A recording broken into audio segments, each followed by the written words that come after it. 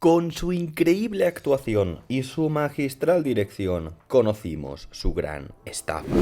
Su nombre es Jordan Belfort, pero todos lo conocemos como el Lobo de Wall Street, porque como vimos en la película, detrás de esa imagen de corredor de bolsa exitoso, se escondía un maestro de la persuasión que engañaba a los inversores y luego entrenaba un pequeño ejército de jóvenes para que lo hicieran por él.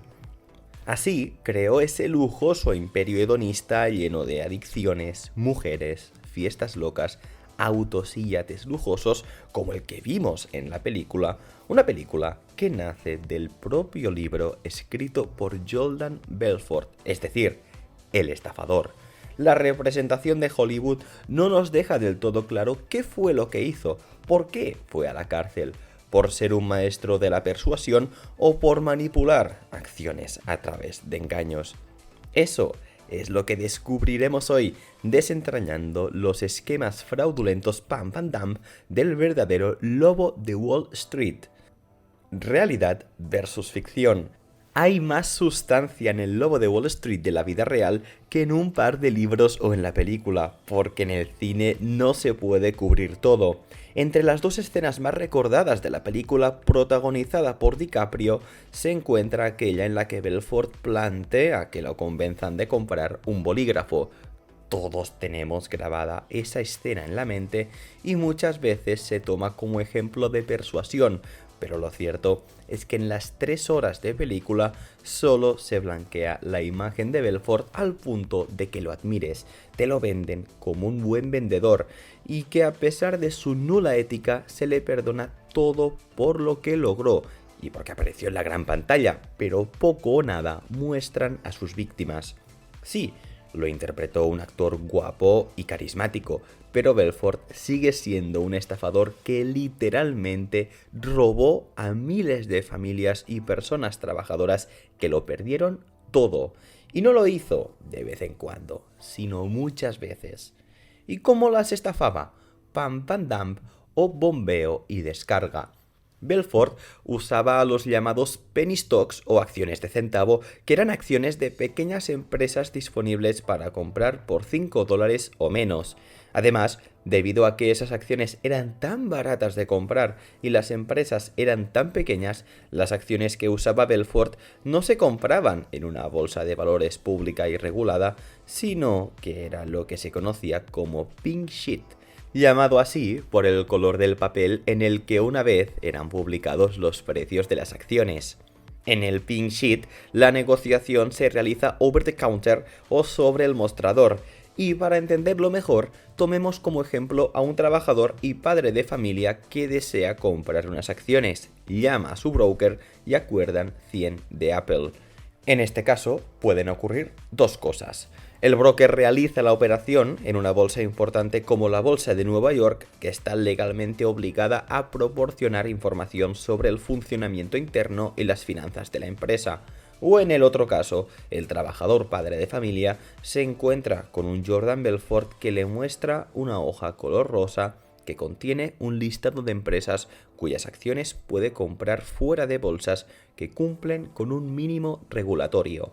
El trabajador acepta, Jordan le vende acciones de centavo y le cobra una tarifa por ello, sin mencionarle que los precios estaban subiendo porque él mismo se encontraba comprando las acciones y creando una falsa demanda, lo que se conoce como el esquema pump and dump, inflar y descargar.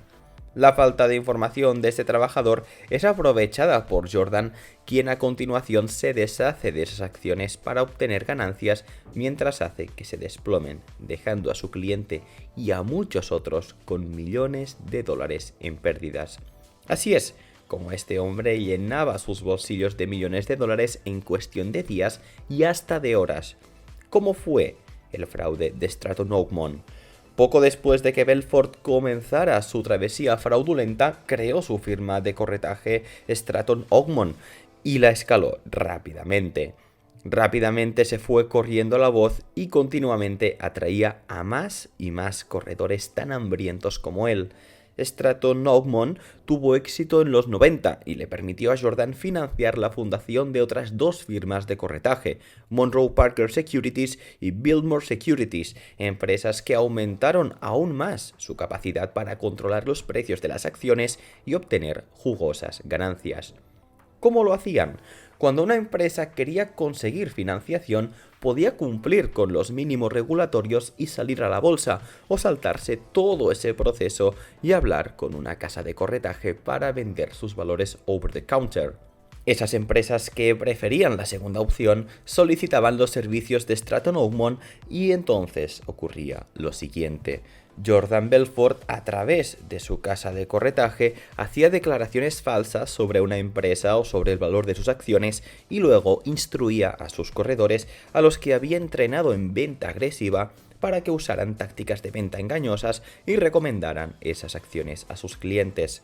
Pero antes de ordenar a sus brokers a hacer las llamadas, lo primero que hacía era vender las acciones a sus Red Holes, gente de confianza pero sin ninguna relación con Jordan o con Stratton Oakmont, o al menos en apariencia.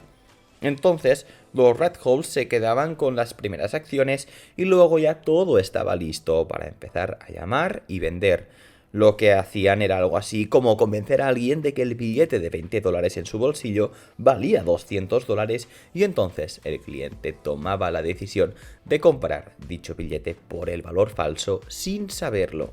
Lo siguiente era que el precio de las acciones comenzaba a subir de 50 centavos a $5 quizá. Y en el proceso, mientras los clientes ordenaban a los corredores de Jordan a que compraran, o mejor dicho, mientras los corredores presionaban a los clientes a que compraran, por otro lado, las vendían. Las acciones con las que trabajaba Jordan Belfort solían tener menos de $100 millones de capitalización de mercado y eran perfectamente manipulables.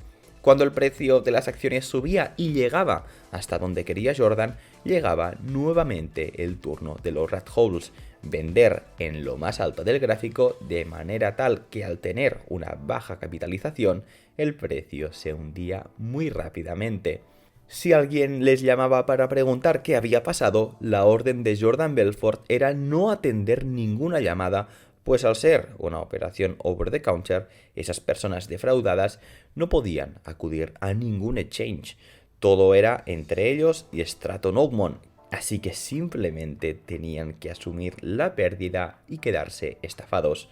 Básicamente, esa era la verdadera cara de la tan alabada genialidad que se le atribuye a Jordan Belfort: haber manipulado los mercados financieros, engañar a los inversores y jugar con los ahorros de toda la vida de muchas de las personas afectadas. Así es como Jordan Belfort se hizo tan rico, engañando a la gente. Por eso cumplió hasta 2 años de cárcel, aunque muchos piensan que debería pasar el resto de su vida en prisión, pero en lugar de eso, la estafa del lobo fue llevada a la gran pantalla. Hoy ofrece charlas motivacionales y se ha ganado incluso una base de admiradores.